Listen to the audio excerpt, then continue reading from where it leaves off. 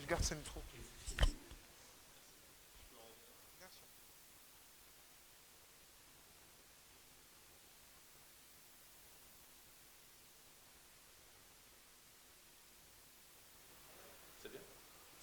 It's not this. Je pense que ça marche maintenant. Bonjour tout le monde, merci de l'invitation. En fait, je suis directeur adjoint à la Chambre de commerce internationale.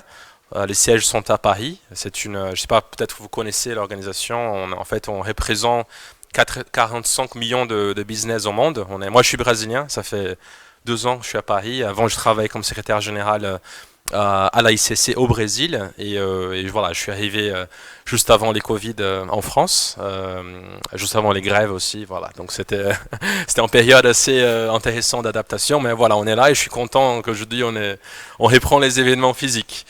Et je sais pas si bon, je pense que vous connaissez un peu la ICC. C'est pas la Chambre des commerces de Paris, c'est une voilà, on travaille avec la CCI France aussi, mais on représente toutes les chambres de commerce au monde et je pense que plusieurs entreprises qui aussi sont dans la programmation de cet événement, ils font partie des commissions voilà, de la Chambre de commerce nationale ou International Chamber of Commerce, qui c'est voilà le nom en anglais.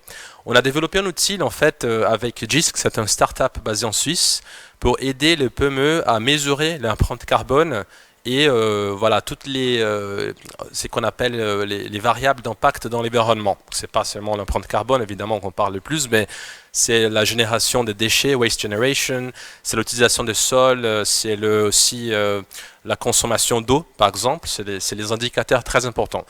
Avant de commencer la présentation et montrer comment on a utilisé une technologie digitale et voilà et comment on travaille globalement dans le développement des outils pour aider les PME dans l'action climatique, je voulais juste vous demander combien entre vous, vous travaillez ou vous représentez les PME en France. Est-ce que, ou peut-être les grandes boîtes. Voilà, donc c'est enchanté.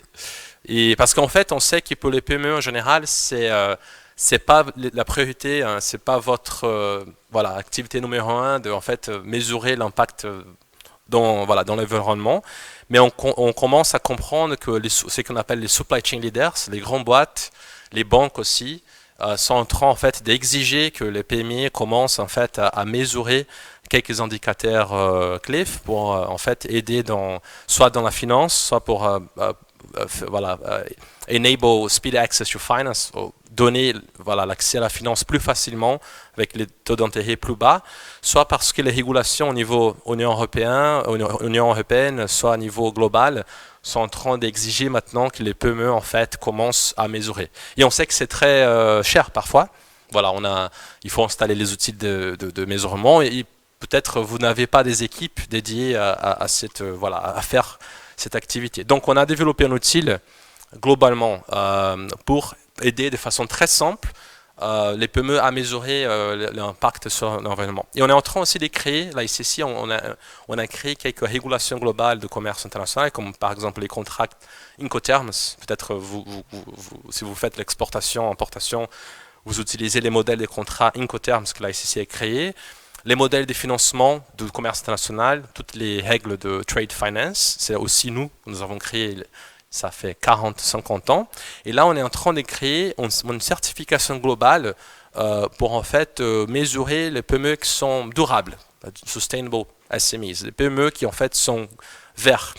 L'idée, c'est en fait créer une database globale de PME qui sont durables pour aider ces PME à vendre plus dans le commerce international. En fait, c'est un genre de certification, parce qu'aujourd'hui, ça n'existe pas. Chaque pays a sa propre régulation. Et en fait, on veut utiliser la plateforme pour harmoniser la façon que les PME font les mesurements d'impact sur l'environnement. Donc, je passe rapidement. C'est rapide, en fait, juste, donc là, ici, on travaille globalement, comme je dis, avec la régulation du commerce national et aussi maintenant la régulation des standards de climat. Notre plateforme il y a un article sur Financial Times récemment qui a parlé justement comme les big data, parce que là, la base de tout ça, c'est utiliser les big data et en fait les mesurements des PME dans d'autres pays pour aider les PME n'importe où à en fait comprendre voilà comment elles impactent dans l'environnement. Donc en fait c'est ça le principe de la technologie, on verra après. Et j'ai mentionné aussi l'idée, on travaille dans une approche globale pour créer un certificat pour ces PME en utilisant les technologies. Et en gros, on verra dans la présentation, on est en train de mesurer 6 indicateurs, donc les empreintes carbone, la consommation de l'eau, les déchets, l'utilisation des territoires, la pollution aussi dans l'air et la pollution aussi de l'eau. En fait, on a utilisé un modèle économique, on a divisé la Terre, disons, dans 67 000 micro-grids, qu'on appelle, pour comprendre comment l'impact d'une PME affecte l'environnement. Donc, en fait, il y a un modèle économique derrière tout ça. Je commence par ça, c'est un peu chiant, mais en fait, c'est la méthodologie qu'on a utilisée pour... voilà, c'est les critères économiques qu'on va appliquer pour mesurer l'impact d'une entreprise dans l'environnement. Ça, c'est juste par rapport à air pollution, la pollution dans l'air. Donc, on voit évidemment qu'en Europe, en France, on n'a pas la charte détaillée de la France pour cette présentation, mais voilà, l'impact c'est beaucoup plus grand si on compare un peu en Afrique ou en Amérique du Sud, évidemment, parce que c'est plus concentré, etc. Donc, on a des critères pour chaque variable pour mesurer l'impact. Donc là, c'est la plateforme, très simple. En fait, c'est ça l'idée qui commence. En fait, c'est ça la différence entre les méthodologies traditionnelles des ESG reporting. Maintenant, voilà, au niveau européen, il y a une exigence pour les entreprises commencer à unifier la façon de faire les reports sur l'environnement, l'impact social, l'impact sur la gouvernance. Mais en fait, là, on demande très simplement au chef de l'entreprise ou à quelqu'un qui travaille avec lui ou elle de remplir, voilà, des informations basiques. Ça veut dire, est-ce que vous savez les scopes généraux de l'émission de votre empreinte carbone que vous faites par an? Est-ce que vous savez les types de fossil fuels, de sources d'énergie que vous utilisez? Mais on s'arrête là parce qu'on sait que ça c'est très compliqué déjà. Peut-être ton chef d'entreprise, dans une petite entreprise, par exemple, ou micro-entreprise, remplir tout ça, c'est un peu difficile. Donc, en fait, avant qu'on commence à faire les diagnostics de l'impact sur l'environnement, on demande à l'entreprise en fait, de fournir des informations basiques sur la taille de marché, sur les profits du secteur du travail, genre si c'est une entreprise du secteur de l'hospitalité, voilà, un petit hôtel dans le sud de la France. Il y aura des questions, genre combien de chambres vous avez dans votre hôtel, combien d'employés vous avez dans votre hôtel. Et automatiquement, la plateforme elle-même fera un calcul on prend en base qu'on a construit en base globale de performance d'autres PME similaires à la vôtre, à la PME qui va remplir, et on fournit ces informations pour la PME. Donc ça c'est un exemple de comment les détaillements plus spécifiques se fait. Après, on fait un calcul économique sur l'impact en fait. Donc on a deux bases de données globales. On a une base de données qui compare les performances des PME et on a aussi une base de données qui compare l'impact de ces 5 variables sur l'environnement. Comme j'ai montré une méthodologie par rapport à air pollution. Donc, on va mesurer l'impact économique et ça c'est un peu une différence par rapport aux méthodologies traditionnelles d'ESG. En fait, ils ne donnent pas en valeur économique. On ne sait pas combien ça coûte, par exemple, la pollution de l'air dans l'activité économique de l'entreprise. Donc, on est capable de calculer, donner un chiffre et en fait faire un benchmark. Donc, ça, c'est quelque chose lié au fait que la Chambre de commerce internationale commence à réguler aussi, à créer une certification parce qu'on veut créer une incentive positive pour que les PME, d'abord, qu'elles mesurent leur impact dans l'environnement et deuxièmement, qu'ils se comparent par rapport à ses compétiteurs dans le même secteur. Donc ça, c'est une approche sectorielle pour qu'elles puissent en fait améliorer dans chacun.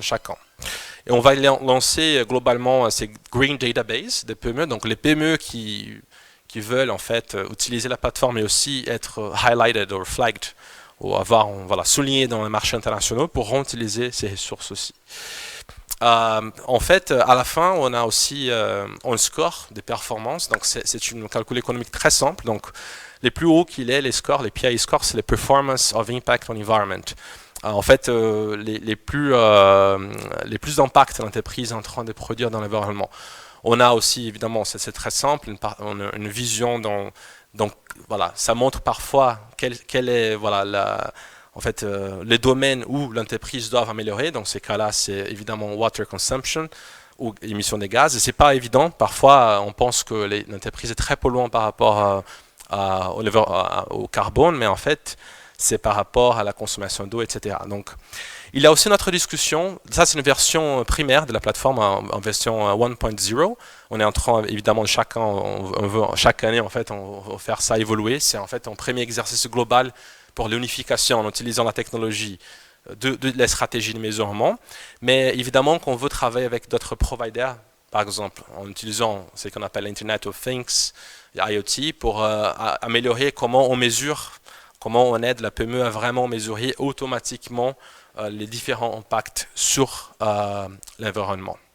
Et après, finalement, il y a aussi les reports, les rapports qui sont générés automatiquement à la fin, à partir de calculs et à partir de la base de données qu'on a.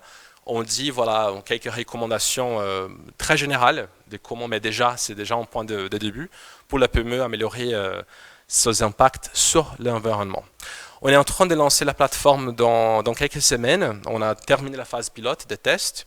Et à la COP 26, à la fin de l'année, qui aura lieu au Royaume-Uni, on va présenter les premiers résultats. Donc ça, c'est un projet aussi qu'on fait en coordination avec les Nations Unies. En France, le président Macron a lancé une initiative qui s'appelle One Planet Summit, il y a 3 ou 4 ans, avec des fonds d'investissement, en fait, les private equity funds, qui sont en train de prendre l'action dans le climat. Et on a des banques, en fait, qui sont en train d'utiliser cette plateforme pour faire une analyse de leur portfolio et, en fait, créer des incentives fiscaux, de crédits, donc donner, le allowance des empreintes plus bas pour les PME qui sont en train de mesurer leur impact dans l'environnement. Donc on est en train de travailler avec le financial sectors, les banques en fait, pour l'utilisation de ce mécanisme dans l'accès au crédit, parce que vraiment c'est là qu'on va en fait créer un stimulus, cet incentive pour les entreprises commencer à mesurer et après améliorer leur performance. Bon voilà, je m'arrête là. Si vous avez des questions, je serais ravi de discuter avec vous. C'est mon contact aussi auprès de l'ICC. Merci beaucoup.